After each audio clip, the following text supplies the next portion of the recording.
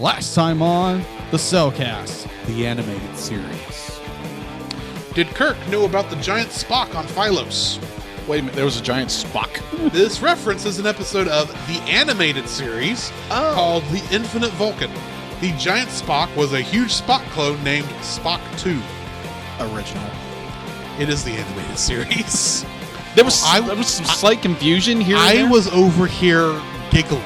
Yes. The entire time, because every time that giggle fit would start to die back down, they'd say something else that would start it back up. True, he was giggling the entire time.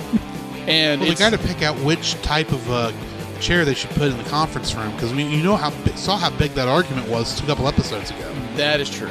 That is very, very true. Maybe it'll have rich Corinthian leather. And if you don't give Except them... they didn't have giant eel tank. Yeah, exactly. So if you don't give them the answer they want, they're going to drop you in an eel tank? He's floating through space with no idea what's happening, but he does ask, how on earth am I standing in space? And he knocks on the thing. It's like, oh, I'm standing on a cloaked Romulan warbird. Okay. What? Yeah, and then randomly, he wakes up in the middle of a Gorn wedding. It's like, what does that have to do with anything? But then I love how he shuts off, comes back up, and you think, okay, he must be passed out. Nope, they're still chewing on him. That is funny. Those Klingon fonts must not taking long at all. Nope. Ray. Wrong? Okay. This progress is a part of Christian Reek Central Network. And Reek Central Wrong. Hey, Scoop. What are you doing, man? I don't know. I'm supposed to be reading an ad. All right, hold on. Give me it. Okay. All right. This podcast is part of the Christian Geek Central Network at ChristianGeekCentral.com. Cartoons, the animated frontier. These are the voyages of the Cellcast podcast. Its continuing mission to explore strange new cartoons, to seek out new animation styles and new creative storytelling methods, to boldly go where so few ever go again.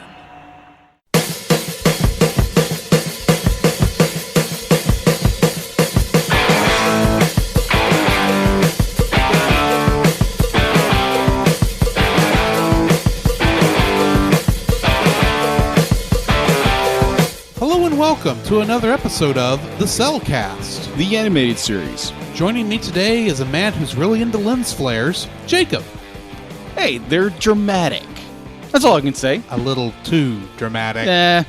Why, thank you. I'd like to introduce our co-host, a man who thought he could escape through a photon torpedo. Welcome, Drew. I had a joke and I lost it. You're welcome. Okay, sorry. Of all the souls in my travels, his was the most human. That is not even funny. Okay. Never mind, I'm not going to do that. How are you doing, Jacob? Minus getting over a little heartburn a little earlier, I'm great. Today we are reviewing Star Trek Lower Decks, Season 1, Episode 9, Crisis Point, The Rise of Vindictus. No, that's not the full episode, but that's what I'm calling it. In this episode, Mariner repurposes Boimler's holodeck program to cast herself as a villain in this Lower Decks style movie. So getting into some of the Easter eggs, the biggest one I want to point out before we get the television series one, I want to point out before we get into all the movie references in this one, is the fact that Reginald Barclay in an episode of Star Trek: The Next Generation, using his doing the same thing Boimler did in creating holodeck characters based on the crew members. Yeah. Barclay did this in an episode of The Next Generation, remember the name of right now? Yeah. He got in trouble for this. I can imagine. I'm waiting for Boimler to get in trouble for this. The lizard aliens that Mariner is trying to liberate seem to be oppressed by an alien that looks suspiciously like the Antikin in the Next Generation episode, Lonely Among Us. Mariner complains that she doesn't need therapy because this is the 80s. In reality, she is right. Lower Decks does technically take place in 2380 when you calculate out the star dates correctly. I gotcha. And the funny part is, since it's the 80s, she doesn't need therapy. In our 80s, everyone needed therapy. It still need therapy. That's why there was a counselor on the ship in the first place.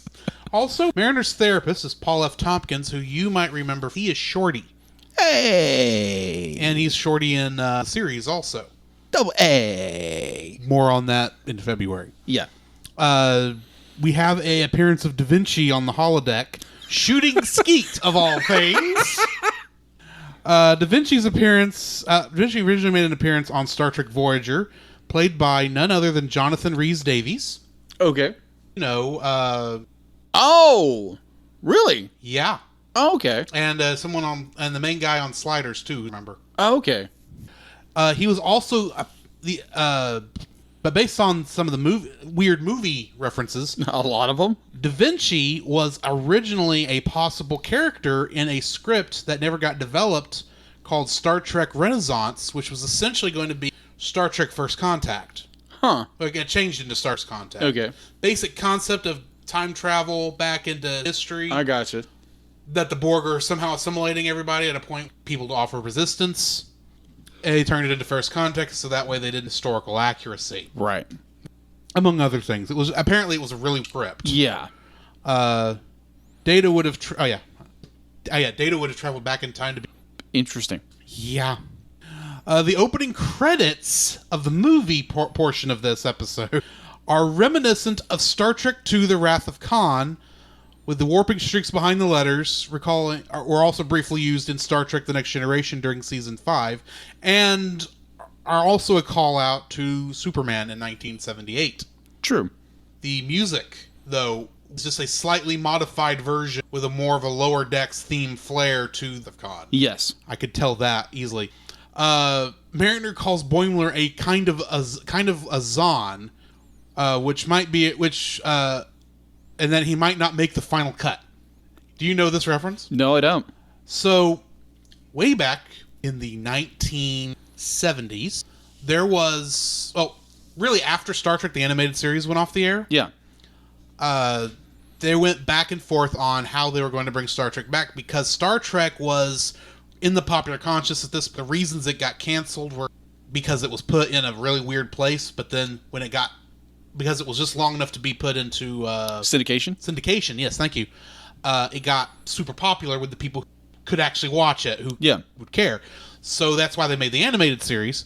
So when that went off the air, they wanted to bring it back. So it went back and forth a number of times between Paramount's film division and their TV division, eventually settling into the television division for a while. But Leonard Nimoy was not willing to come back. So, in order to replace his character, they had hired an actor by the name of David Gautreaux, who would play a Vulcan character named Zahn. Oh, okay. Everything was going good to the point where they were writers were submitting scripts when a small little movie you may not have heard of, this little indie venture. Yeah. That 20th Century Fox was nice enough to put out be called Star Wars happened. Yeah, just a little bit. Every film company was like, okay, what are we going to do in order to answer this? Because these are popular, we need to make money. Mm-hmm. And someone at Paramount said, well, we got that Star Trek show that's over development. Says, okay, put that on hold, let's go talk to them. One of the scripts they're working on that Gene Roddenberry wrote was modified and became Star Trek: The Motion Picture. Oh, okay. Which you can kind of tell it's about an hour-long story with 40 minutes of filler. Yeah. More on that in a minute. But one of the changes that happened made because Leonard Nimoy decided to come back for a movie was that the character of Zahn got ditched. Ah. That 70s series is pretty much known as Star Trek Face, which was essentially its working title. It would have probably just been called Star Trek when it came back. I gotcha. But he did actually appear in Star Trek: The Motion Picture, David Gautreaux, as Commander Branch. I don't know who Commander Branch is. Okay. I'm just pointing that out. At one point, Boimler says that in a real episode, if this was really happening, they'd send the Enterprise, but artistic license. This is pretty much the reason. This is the pretty much explanation as to why the Enterprise seems to be the only ship that can do anything in these movies. At one point, many times saying that they're the only ship in the quadrant. Yeah. Do you know how big a quadrant is? No, not really. 1/4 of the galaxy. Wow. In order for the Enterprise to be the only ship in the quadrant, either... And at one time I'm noticing this is in Star Trek VI, The Undiscovered Country. Mm-hmm. They're over in Beta Quadrant where the Klingons and the Romulans are hanging out. So that means all the other ships besides Excelsior and Enterprise are hanging out over in the Alpha Quadrant because they can't go to the Gamma or Delta Quadrants at that point in the show. Mm-hmm.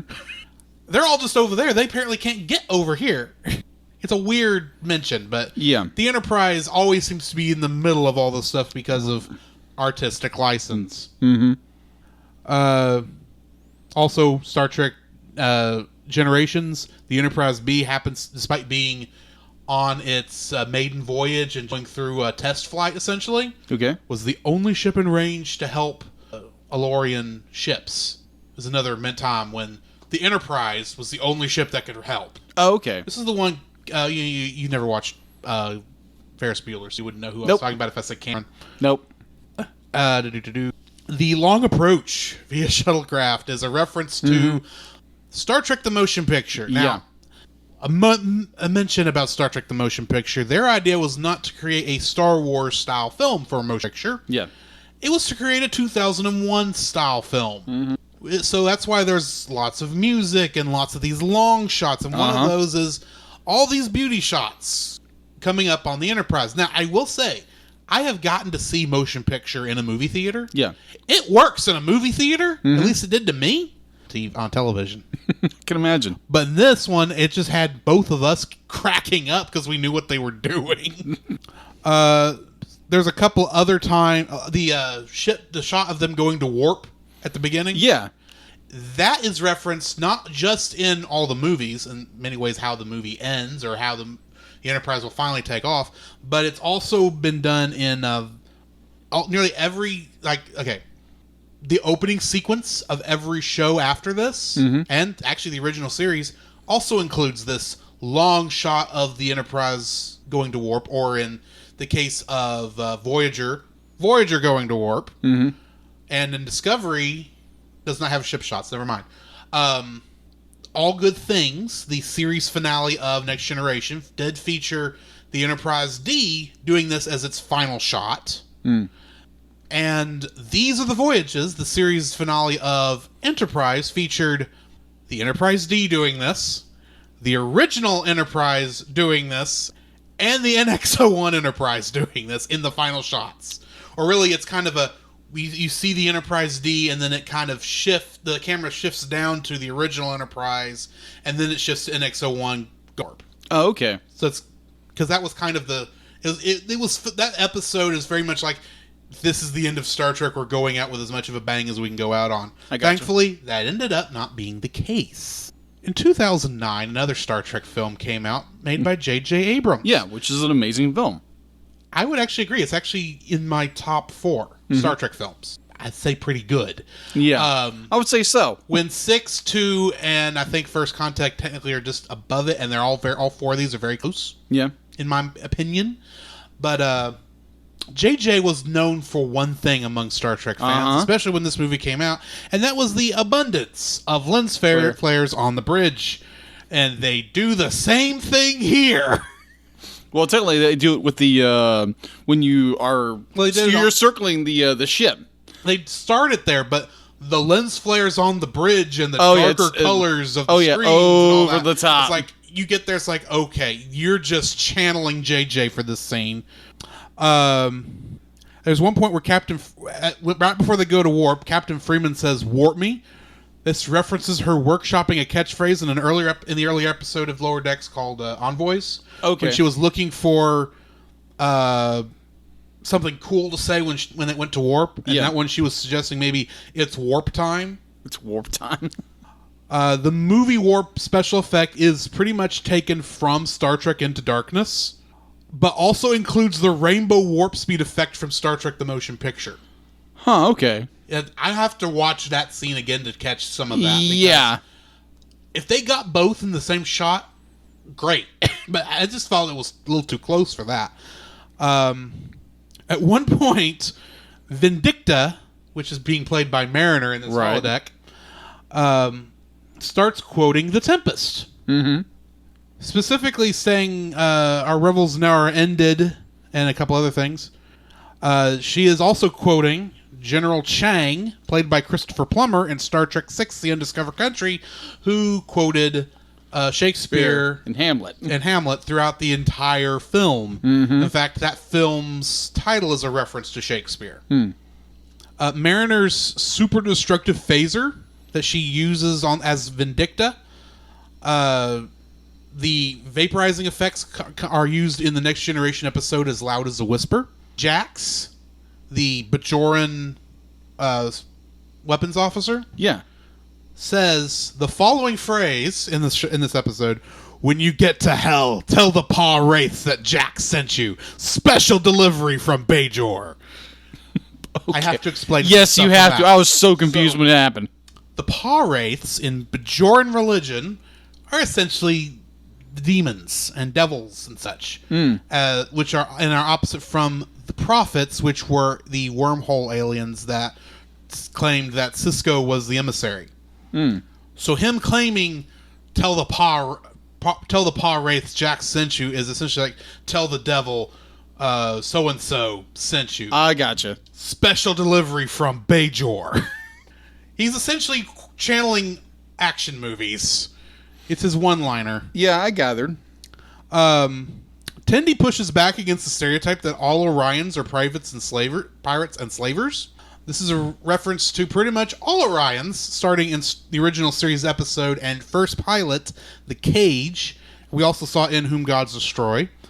In the animated series episode, The Pirates of Orion. It wasn't until the Enterprise episode, Bound, where it's revealed that Orion slaves are actually manipulating their masters to create an illusion of who has the real power. In other words, the Orion slave girls, the sexy, sexually dressed, they're the ones who are actually in control, while their quote-unquote masters, like men, are the ones under their control. It was not until Star Trek 2009 when we would see an Orion in the movies with Uhura's roommate, Gallia, whom Kirk was having a good time with. Yes. And we would not see... and in the Short Treks episode, The Escape Artist, we get the feeling that... we get a general idea that every aspect of Orion society is connected to crime and pirating. Tendi points out that this isn't true, and that some Orions haven't been pirates for over 5 years. That's not a long time. No. I think that some is her. Yeah, she does say that at the very end. Yes. When the Cerritos burns up in the atmosphere of the planet, the effect is the similar aspect to the Enterprise in Star Trek III, The Search for Spock. But when the saucer crashes on the planet's surface, this references the saucer crash of the Enterprise D in Star Trek Generations. Yes. The Enterprise's saucer also crashes on the surface of a planet in Star Trek Beyond. Rutherford says he used a rapid repeating transport sequence to beam the entire crew to safety. And Billups says that is utterly confused as to how this is possible. To which Rutherford replies, "No, it's a movie. You can beam whatever. You can beam whatever. You can do all sorts of beaming stuff in movies." This is a reference to the fact that in Star Trek Generations, Scotty is able to beam up 47 people off of one ship with a touch of one button, and in Star Trek 2009, Spock helps Kirk and Scotty beam from a planet onto a moving ship traveling at warp far farther than they ought to be able to get. Plus, in Star Trek Into Darkness, somehow transporting from Earth to, I'm going to at least be nice enough to say, the Klingon neutral zone, considering that if that is actually how if that was supposed to be the Klingon homeworld, they spelled the name wrong. Pardon me. But at the same time, that is that would be the equivalent of taking a car from where we are in Texas to New York City and getting there in about half an hour.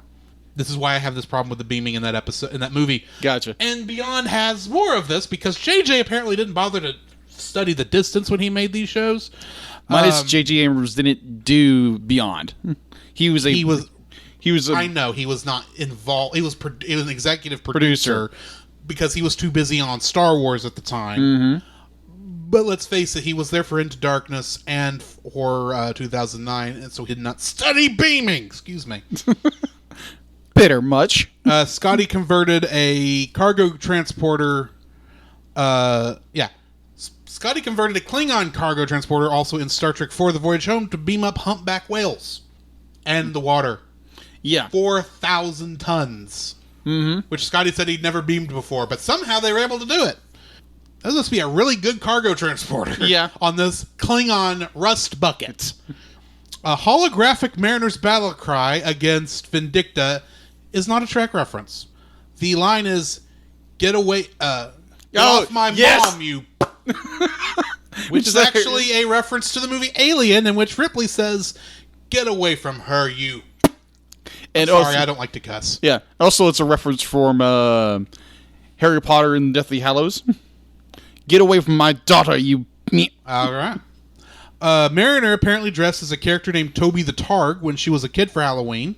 A Targ is a type of Klingon pet that looks like a dog crossed with a pig. The educational character of Toby the Targ comes from Voyager, in which B'Elanna Torres owned a plush Toby the Targ, and the Doctor was familiar with the publisher of the Toby the Targ stories, Brott and Forrester. The rickety catwalk that Mariner has an obsession with in this is a reference to Star Trek Generations, in which Kirk and Picard fight Dr. Soren on a series of these rickety catwalks, only for Kirk to get killed underneath one, and as everything goes to crap. Thomas Riker, Will Riker's transporter duplicate, also had a big confrontation on a rickety catwalk in the Next Generation episode Second Chances. Boimler absentmindedly asks Captain Freeman if she likes turtlenecks or just standard uniforms.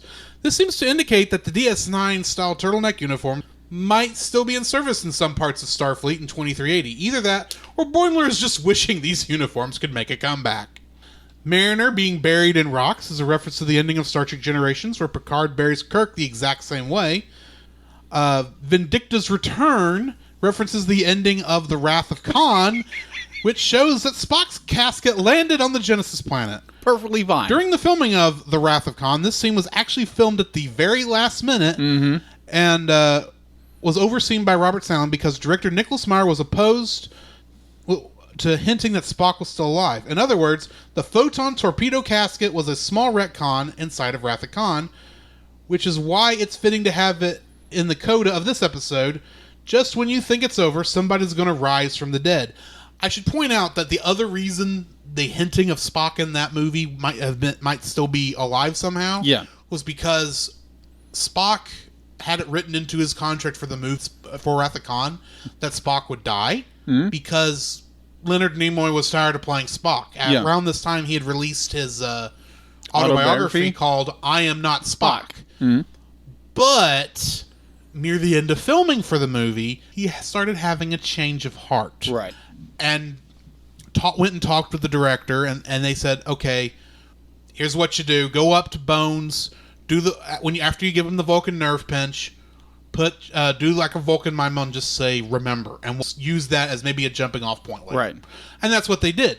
And so the end of Star Trek II, of course, shows that the photon torpedo casket that he was launched in somehow soft landed on the Genesis planet. And then the exact scene was just copy and pasted into the beginning of Star Trek 3. In which the director did not like the ending originally. He actually hated the idea. He hated it. Nicholas Meyer hated the idea because he was like, no, we don't need this. Leonard Nimoy apparently loved it. That's why he used it at the beginning of Star Trek 3, since he was a director for both 3 and 4. The signatures at the end are references to the end of Star Trek VI: The Undiscovered Country, and would go on to be used as the ending of Avengers Endgame, probably because Marvel President Kevin Feige is a self-professed Star Trek fan. I knew that. And that brings us to the end of these Easter eggs. So, since I have talked entirely too long, Jacob, your thoughts on Crisis Point, The Rise of Vindicta? Oh, I love this episode. I mean, like, if you were to watch a live reaction, if we were able to do that, that would be hilarious, because we were both laughing our heads off. Oh, yes, especially the last 5 minutes. Oh, of this yes, thing. yes. Oh, my word. The fact that Mariner is needing therapy because she's losing it, apparently. Yes. Therapy works. Yeah, therapy works. I mean, like, believe me, therapy works a lot. Just quoting her from the movie. Oh, yeah. But, I'm kind of agreeing with her. Yes, therapy works. So, oh, gosh. So, she hijacks poor Boimler's simulation and makes a movie out of it. Yes. And, oh, my word, just the references over and over and over and over again. The glamour shots, the big high-definition shots. And it's like, okay, you're going overboard. Okay, this is getting funny. But that's the point. It's getting to hysterical and hilarious at the same time. It was great. The fact that Mariner is so obsessed with, I'm going to take out the captain, and then Mariner herself comes into the play. Holographic Mariner. And the fact to be like, you get more into Mariner's head, that it's be like, this is Mariner, how she perceives things, and it's how she really feels about things. And so you get that more dynamic with who she is. Yes. And it starts to, that her and her mother, the captain, have a unique relationship, and it's the fact that her mother pushes so hard, is so strict on her, be like, and I guess that's more why the tension. That's obviously why the tension is there. Yeah. And the ending of this is hysterical, where Boimler goes back to the holodeck. Yes. And then goes and finds out the big secret. Finds out the big secret that I honestly did not realize he didn't know. Yeah, I thought he knew. I thought all four of them were aware of this. Yeah, apparently not. Apparently, I guess Mariner really is the only one because I can't see Tendi knowing. Rutherford's going to be too worked up about the ship. Yeah. And being an engineer to notice things. I thought as much as Boimler hung out with her, he would know, but apparently they're both keeping this a secret. Apparently. Makes me wonder how much of the senior staff know their if this is true, because all this is supposed to be super accurate to how they really are. Yeah. No one on the ship knows that Mariner and Freeman are mother and daughter. Yeah. So it's like, okay. That's an interesting setup for the series finale. Yeah. It's not series, the season finale. Yeah, season finale. So I'm curious because Boimler's the kind of guy he's not necessarily the kind of guy who holds secrets very well. No, he's not. And so I wonder how this is going to spill out. Be like, obviously, because in the trailer too, he tells Mariner he tells Mariner this. So how is the captain going to learn about this? Right, and how is this secret going to eventually get spilled to the rest of the ship? Yeah. I will say, I do love that also, but one of the other things I love that's kind of a very subtle, very subtle thing that they did in this, when Tendi walks out of the holodeck. Yeah. She is, of course, wearing a costume from when the Orion slave queen. Yeah. Pirate. Arr. But she's covered in what would assume to be holographic Jax's blood. Yeah. When she walks out and is in the corridor, while she's still in her pirate queen costume. Yeah, the blood's gone. The blood disappeared. And you can just hear very faintly in the background the sound effect of the hologram dissipating.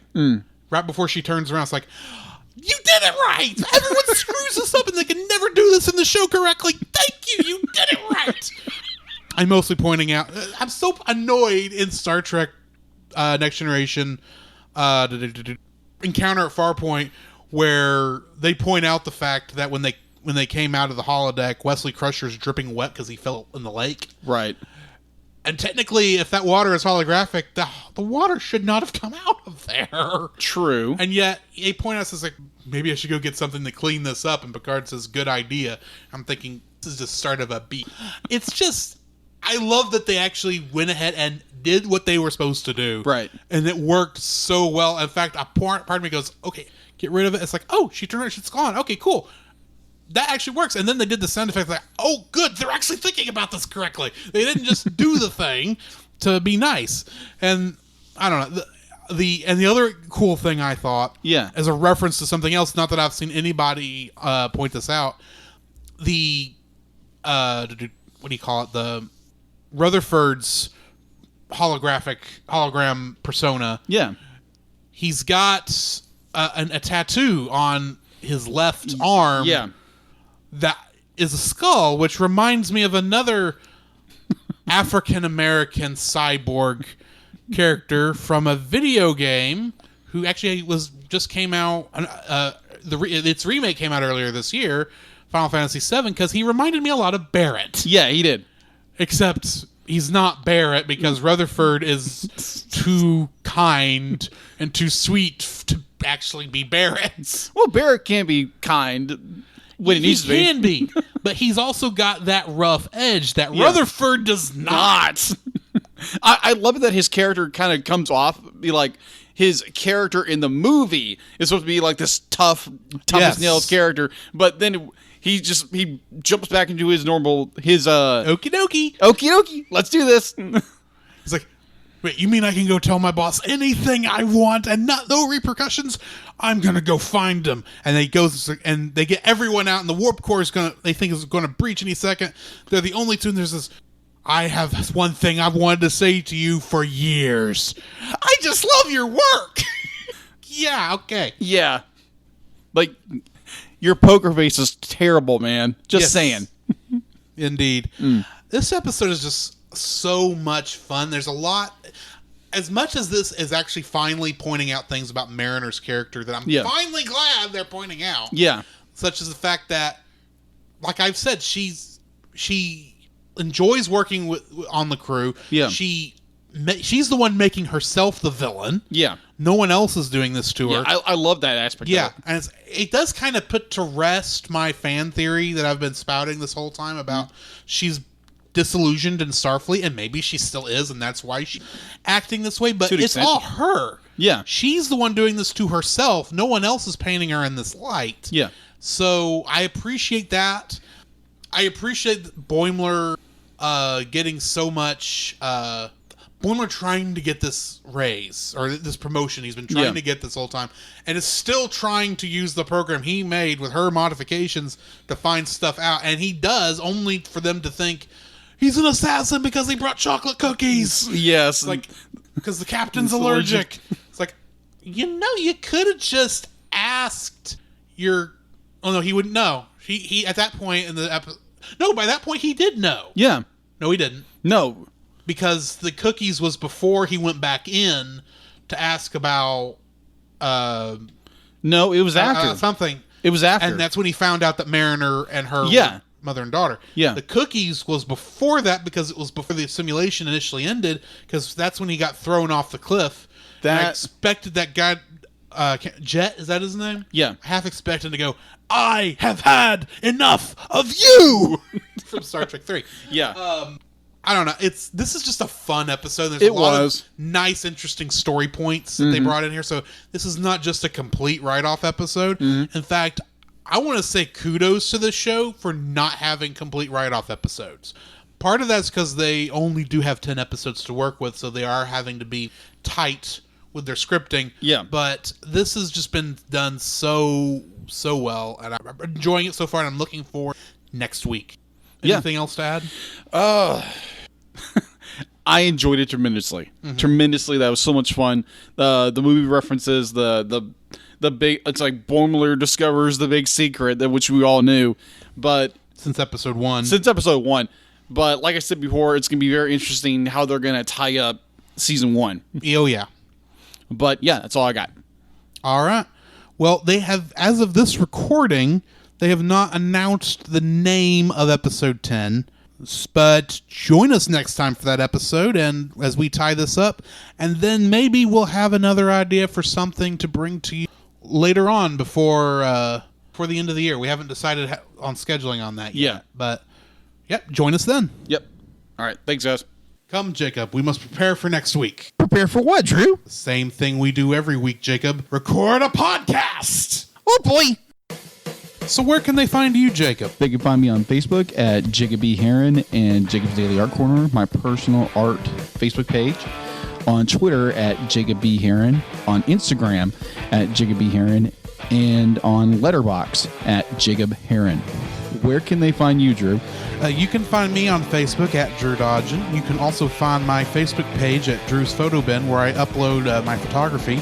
You can also follow me on Letterboxd at GGeorge759 and Twitter at GGeorge759. Where can they find us, Jacob? You can also visit our website, thecellcast.podbean.com, where you will find every episode we released and links to listen to it on Apple Podcasts, Google Play, and Stitcher.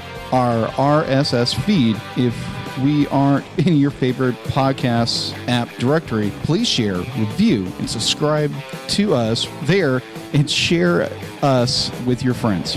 You will also find a link to our Facebook group, the Double Feature Podcast Community, where we talk about both animated and live-action movies.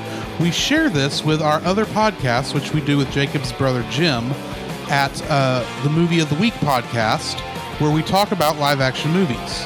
You can also email us at thecellcastpodcast@gmail.com. Also, please like our page on Facebook. We try to post about upcoming movies. If you comment on that movie's post before we record, we'll read your comments in the episode. And remember, every time we say the Cellcast, that is with a single L.